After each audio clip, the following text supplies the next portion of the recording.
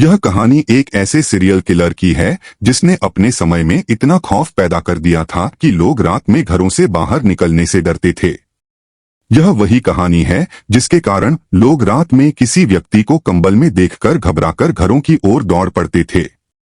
किसी की हिम्मत नहीं होती थी कि उस कंबल वाले व्यक्ति के करीब जाए। कहानी जयपुर की है। 1978 में जयपुर शहर में एक दिन अचानक एक व्यक्ति की लाश मिली। किसी ने पुलिस को सूचना दी और पुलिस ने मौके पर पहुंचकर लाश की जांच की। पोस्टमार्टम रिपोर्ट में पता चला कि मौत की वजह गर्दन की हड्डी का टूटना था। वह व्यक्ति अज्ञात था। पुलिस ने सोचा कि शायद किसी से दुश्मनी के कारण उसकी हत्या हुई होगी, लेकिन उन्होंने यह भी देखा कि उसके कान के नीचे गहरी चोट के निशान थे। पुलिस ने मामला दर्ज किया और जांच शुरू की, लेकिन यह मामला धीरे धीरे ठंडे बस्ते में चला गया।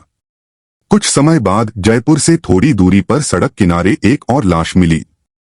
पोस्टमार्टम रिपोर्ट से फिर पता चला कि मौत की वजह गर्दन की हड्डी टूटना थी और इस बार भी कान के नीचे चोट के निशान थे। वक्त बीतता गया और राजस्थान के अन्य हिस्सों में भी इसी तरह की लाशें मिलने लगीं। सभी मामलों में एक ही पैटर्न दिखाई दे रहा था, गर्दन की हड्डी टूटी हुई और कान के नीचे चोट के निशान। धीरे धीरे ऐसी लाशों की संख्या बढ़ने लगी, लेकिन चूंकि घटनाएं अलग अलग थानों और इलाकों में हो रही थीं, इसलिए उस समय की पुलिस ने इन सभी केसों को आपस में जोड़कर जांच नहीं की। इस तरह एक के बाद एक कत्ल होते जा रहे थे, लेकिन कोई यह नहीं सोच रहा था कि इन सभी हत्याओं के बीच कोई ना कोई कड़ी जुड़ी हुई हो सकती है। ना ही किसी ने इस बारे में गहराई से सोचा कि अगर इन हत्याओं के तरीके और पैटर्न पर ध्यान दिया जाए तो शायद कुछ सुराग मिल सकता है।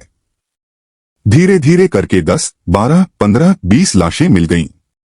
उस समय शायद मीडिया में क्राइम की खबरों को उतनी तवज्जो नहीं दी जाती थी, इसलिए इन लाशों का सिलसिला काफी हद तक अनदेखा रह गया।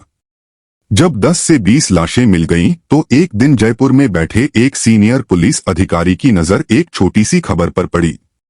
उसने देखा कि इस खबर में उल्लेख किया गया था कि इस तरह की कई और लाशें भी मिली हैं। उस अधिकारी के दिमाग में यह ख्याल आया कि शायद इन सभी हत्याओं का पैटर्न एक जैसा है। उसने अपनी टीम को इस मामले की तहकीकात में लगाया और कहा कि इन हत्याओं के पीछे की कड़ी को ढूंढना जरूरी है।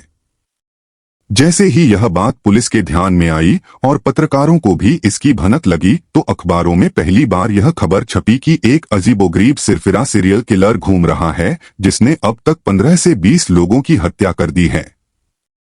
इस खबर के छपने के कुछ ही दिन बाद फिर एक और लाश मिली। खबर में यह भी बताया गया था कि हत्याओं का तरीका एक जैसा है, गर्दन की हड्डी टूट जाती है और कान के नीचे किसी भारी वस्तु से चोट के निशान पाए जाते हैं। डॉक्टरों का मानना था कि शायद यह हथौड़े जैसा कुछ हो सकता है। लाशों की संख्या बढ़ती जा रही थी और अब अखबारों में खबरें आने लगी थीं। जब आम जनता तक यह खबर पहुंची कि राजस्थान के विभिन्न इलाकों में ऐसी लाशें मिल रही हैं और हर लाश पर कान के नीचे चोट के निशान हैं, तो एक अखबार ने इस अनजान कातिल को एक नाम दे दिया, कनपटी मार सीरियल किलर। इस नाम के साथ वह कातिल लोगों के बीच मशहूर हो गया।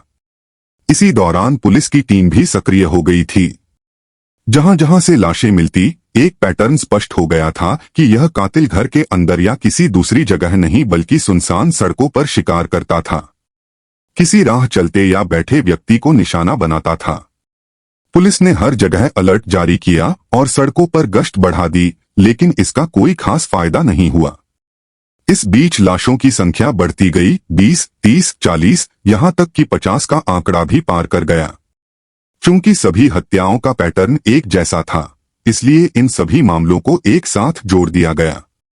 धीरे धीरे रिपोर्ट सामने आई और पता चला कि कुछ लोग जिन पर यह हमला हुआ था, किस्मत वाले थे और वे बच गए थे। एक व्यक्ति ने बताया कि वह झुका और उस वार से बाल बाल बच गया और तुरंत वहां से भाग निकला। ऐसी ही 2-3 घटनाएं और हुई जिनसे पुलिस को कुछ सुराग मिले। कनपटी मार सीरियल किलर का खौफ पहले से ही फैल चुका था। जब ये घटनाएं हुई तो पहली बार कुछ गवाह सामने आए और उन्होंने बताया कि उन्होंने एक शख्स को देखा था जो अंधेरे में सड़क किनारे बैठा हुआ था। उन्होंने कहा कि वह व्यक्ति इंसान जैसा नहीं लग रहा था क्योंकि वह पूरी तरह से कंबल में लिपटा हुआ था। गवाहों ने बताया कि जब वे उस कंबल के पास से गुजरे तो अचानक उसमें हरकत हुई। एक व्यक्ति खड़ा हुआ, उसके हाथ में हथौड़ा था और उसने उनके कान के नीचे वार करने की कोशिश की, लेकिन झुक गए और उस वार से बचकर भाग निकले। जयपुर के पास ही एक दूसरी जगह भी ऐसा ही वाकया हुआ। एक और गवाह ने पुलिस को बताया कि उसने भी एक कंबल जैसी वस्तु सड़क किनारे देखी थी। जब वह उसके पास पहुंचा तो कंबल में हलचल हुई और एक व्यक्ति हाथ में हथौड़ा लेकर उस पर हमला करने की कोशिश करने लगा। वह भी बचकर भाग निकला। इन घटनाओं के बाद यह स्पष्ट हो गया कि जो भी यह कातिल था वह कंबल में खुद को लपेटकर रात के अंधेरे में निकलता था। इस महत्वपूर्ण जानकारी के बाद पुलिस को यह पता चल गया कि कातिल कंबल में छिपकर वार करता है। जैसे जैसे यह बात फैली, लोगों के बीच कंबल का डर बढ़ने लगा। ठंड के मौसम में लोग जैकेट पहनने लगे, लेकिन कंबल ओढ़ने से कतराने लगे। गांवों और छोटी जगहों पर जहां लोग सामान्यतः चादर या कंबल ओढ़कर चलते थे, वहां भी कंबल को देखकर लोग डरने लगे। अब इस कंबल वाले कातिल का खौफ पूरे जयपुर और आसपास के इलाकों में फैल गया था। लोगों को चेतावनी दी जाने लगी कि अंधेरा होने के बाद सुनसान रास्तों पर न जाएं और अगर जाना हो तो समूह में जाएं। इस बीच पुलिस के लिए यह एक बड़ी चुनौती बन चुका था।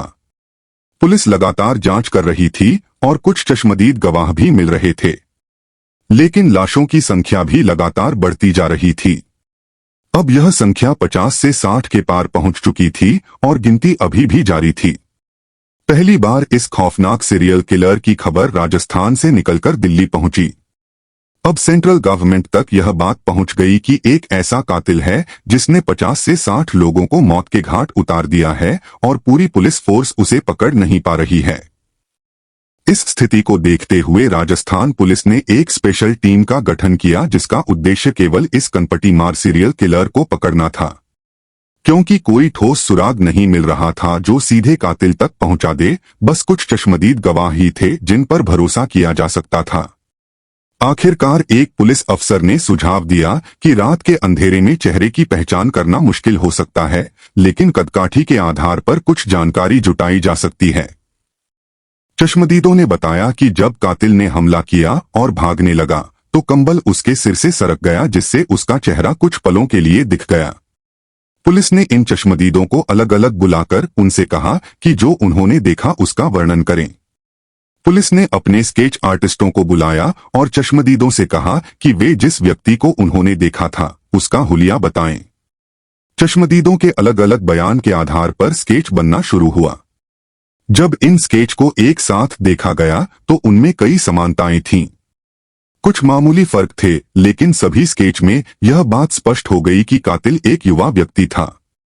चश्मदीदों ने बताया कि जिस तरह से वह दौड़ रहा था उससे यह भी लगा कि वह एक यंग व्यक्ति था, क्योंकि उसकी दौड़ने की गति और ऊर्जा एक मिडिल एज या बुजुर्ग व्यक्ति से अलग थी। अब पुलिस के पास उस कातिल की एक तस्वीर थी, लेकिन समस्या यह थी कि ऐसे सैकड़ों लोग हो सकते हैं जो उस स्केच जैसे दिखते हों। अब पुलिस के पास कातिल की एक मोटी जानकारी थी, लेकिन उसे पकड़ने के लिए ठोस योजना की जरूरत थी। स्पेशल टीम ने एक प्लान तैयार किया और पूरी ताकत के साथ इसे अंजाम देने की तैयारी शुरू की। सबसे पहले कातिल के हमलों के पैटर्न को देखते हुए यह तय किया गया कि सुनसान इलाकों में पुलिस की निगरानी और गश्त बढ़ाई जाए, खासकर रात के समय जब कातिल अपना वार करता था। इस योजना के तहत पुलिस ने अपने जवानों को सादे कपड़ों में बिना हथियारों के आम नागरिकों की तरह सड़कों पर तैनात कर दिया। इन जवानों को ऐसे क्षेत्रों में तैनात किया गया जहां कातिल के हमले होने की संभावना ज्यादा थी। यह योजना खास तौर पर उन रास्तों पर लागू की गई जो गांवों और शहरों को जोड़ते थे। इन सड़कों पर पैदल चलने वालों की संख्या ज्यादा होती थी और यहां सुनसान भी रहता था। यहां पर पुलिस ने एक बड़ा जाल बिछाया। जवानों को निर्देश दिए गए थे कि वे अकेले पैदल चलते हुए दिखें ताकि कातिल को उन पर हमला करने का मौका मिले। जवानों को कंबल वाले व्यक्ति पर विशेष ध्यान रखने के लिए कहा गया था, क्योंकि अब तक की सारी जानकारी से यह साफ हो चुका था कि कातिल कंबल ओढ़कर निकलता था। कई दिनों तक पुलिस ने इस रणनीति पर काम किया, लेकिन कातिल का कोई सुराग नहीं मिला। हालांकि अब लोग खुद को ज्यादा सुरक्षित महसूस करने लगे थे, क्योंकि पुलिस ने जगह जगह नाके और बैरियर भी लगा दिए थे। लोग फिर भी डरे हुए थे, लेकिन उन्हें इस बात की राहत थी कि पुलिस सक्रिय रूप से काम कर रही है। एक दिन पुलिस का जाल आखिरकार काम आया। एक जवान जो सादे कपड़ों में रात के अंधेरे में सड़क पर पैदल चल रहा था, उसने दूर से एक कंबल ओढ़े हुए शख्स को देखा। वह सतर्क हो गया, लेकिन उसने अपने डर को जाहिर नहीं होने दिया और सामान्य तरीके से चलता रहा। जैसे ही वह उस कंबल वाले व्यक्ति के पास पहुंचा, अचानक उस शख्स ने हथौड़ा निकालकर जवान के कान के नीचे वार करने की कोशिश की। लेकिन इस बार पुलिस तैयार थी। जवान ने वार से बचते हुए तेजी से पलटवार किया और कातिल को पकड़ने की कोशिश की। वह शख्स हाथापाई के बाद जवान से बचकर भागने लगा, लेकिन पहले से तैयार पुलिस ने चारों ओर से उसे घेर लिया। भागने की कोशिश में वह कातिल पास की झाड़ियों में गिर गया, जहां से पुलिस ने उसे गिरफ्तार कर लिया। यह वही कातिल था जिसने पूरे राजस्थान में आतंक मचा रखा था। पुलिस ने उसे तुरंत हिरासत में ले लिया और जयपुर के मुख्य थाने में ले जाया गया। जब उस कातिल से पूछताछ शुरू हुई तो पुलिस को यह जानकर धक्का लगा कि यह व्यक्ति मानसिक रूप से बीमार था। वह खुद नहीं समझ पा रहा था कि उसने इतनी हत्याएं क्यों की। उसका असली नाम रमेश था और उसने बताया कि वह बचपन से ही मानसिक रूप से अस्वस्थ था। उसके परिवार वालों ने उसकी कभी सही से देखभाल नहीं की और धीरे धीरे उसकी मानसिक स्थिति बिगड़ती गई। वह घर से भागकर अलग अलग जगहों पर रहने लगा और छोटी मोटी चोरी करने लगा। एक दिन उसकी झगड़े के दौरान किसी से लड़ाई हो गई और उसने गुस्से में आकर उस व्यक्ति की हत्या कर दी। यह उसकी पहली हत्या थी, जिसके बाद उसे एक अजीब संतुष्टि महसूस हुई। रमेश ने पुलिस को बताया कि उसे किसी को मारने के बाद एक अजीब सा सुकून मिलता था। धीरे धीरे यह उसकी आदत बन गई और वह राह चलते लोगों को चुनकर उन पर हमला करने लगा। पुलिस की पूछताछ में उसने बताया कि वह अपना चेहरा छिपाने के लिए कंबल ओढ़ता था और रात के अंधेरे में अपने शिकार की तलाश करता था। रमेश की कहानी सुनकर पुलिस भी हैरान थी। उसने बताया कि वह अधिकतर गरीब और बेसहारा लोगों को अपना शिकार बनाता था, क्योंकि वे अकेले होते थे और किसी को उन पर शक नहीं होता था। रमेश ने कबूल किया कि उसने 60 से ज्यादा लोगों की हत्या की थी और उसने खुद को कभी कातिल नहीं माना, बल्कि वह इसे एक खेल समझता था। हर हत्या के बाद वह खुद को और भी ताकतवर महसूस करता था। रमेश की गिरफ्तारी के बाद पूरे राज्य में राहत की सांस ली गई। पुलिस ने उसे न्यायिक हिरासत में भेज दिया और कोर्ट में उस पर कई मामलों में मुकदमा चलाया गया। जांच में यह साबित हो गया कि वह मानसिक रूप से विक्षिप्त था, लेकिन उसकी हत्याओं की गंभीरता को देखते हुए उसे उम्र कैद की सजा सुनाई गई। इस केस ने राजस्थान में एक लंबी बहस को जन्म दिया कि मानसिक बीमारियों की सही से पहचान और इलाज होना कितना जरूरी है। रमेश जैसे लोग अगर समय रहते सही इलाज पाते तो शायद इतने सारे मासूम लोग अपनी जान नहीं गंवाते। यह केस पुलिस के लिए भी एक बड़ी सीख साबित हुआ, क्योंकि उन्होंने कातिल को पकड़ने के लिए सटीक योजना बनाई और आखिरकार सफलता पाई। आज रमेश जेल में अपने अपराधों की सजा काट रहा है, लेकिन उसकी कहानी ने राजस्थान और पूरे देश को यह संदेश दिया कि मानसिक बीमारी और अपराध का आपस में गहरा संबंध हो सकता है। इस घटना के बाद कई मानसिक स्वास्थ्य अभियान चलाए गए ताकि भविष्य में ऐसे मामलों को रोका जा सके। कनपटी मार सीरियल किलर की कहानी यहीं खत्म होती है, लेकिन यह घटना आज भी लोगों के ज़हन में ताजा है, खासकर उन इलाकों में जहां इस कातिल ने अपना खौफ फैलाया था। अगर आपको हमारी ये कहानी पसंद आई हो तो नीचे कमेंट करके अपनी राय जरूर बताएं। आपके विचार हमारे लिए बेहद महत्वपूर्ण हैं। क्या आपने भी कभी ऐसी घटनाओं के बारे में सुना है?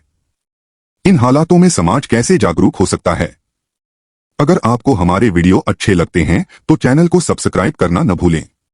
साथ ही बेल आइकन दबाएं ताकि आपको हमारे नए वीडियो की सूचना सबसे पहले मिले।